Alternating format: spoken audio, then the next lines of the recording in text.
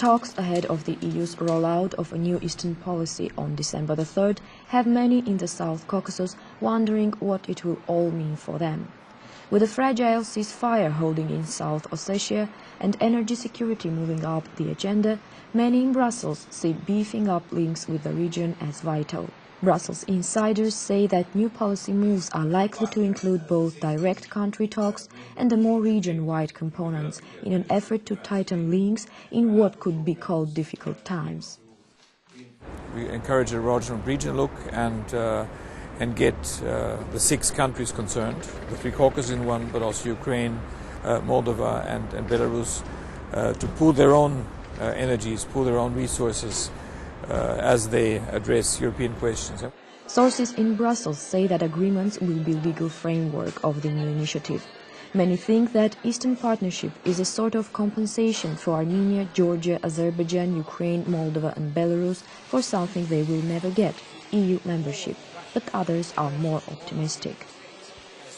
One of the side effects of the conflict in Georgia is that precisely in order to stabilize that part of Europe without antagonizing Russia, perhaps the best way would be to open the prospect in the longer term, in 2020, 2030, of eventual membership for these countries.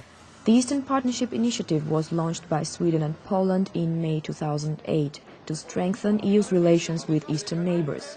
On December the 3rd, the European Commission will circulate a communication on the content of the offer.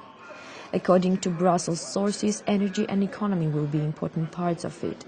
Additional investments and new grants will flow to Europe's east. Visa regime facilitation, which is one of the points, is of a particular interest for many of the countries. We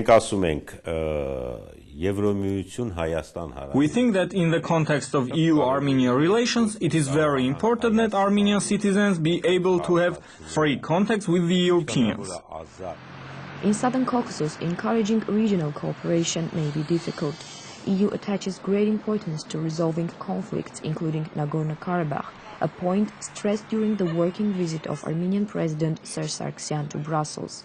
The EU cannot talk very closely to the countries while they have fundamental problems among themselves, says Christina Galach, the spokesperson for the EU High Representative for Common Foreign and Security Policy, Javier Solana. So I do not see a process of development of the relations between the European Union and the 10 countries individually without the regional dimension. It's a fundamental part of the development of our relations. Expectations are high on both sides, waiting for the official kick-off of the new initiative. Eastern Partnership can bring certain benefits to the countries concerned, along with the need for more efforts. However, there is certain concern in these countries on how institutionalized and effective this policy may be, so that it won't result in rays of disappointment on EU-related issues among the populations of these countries.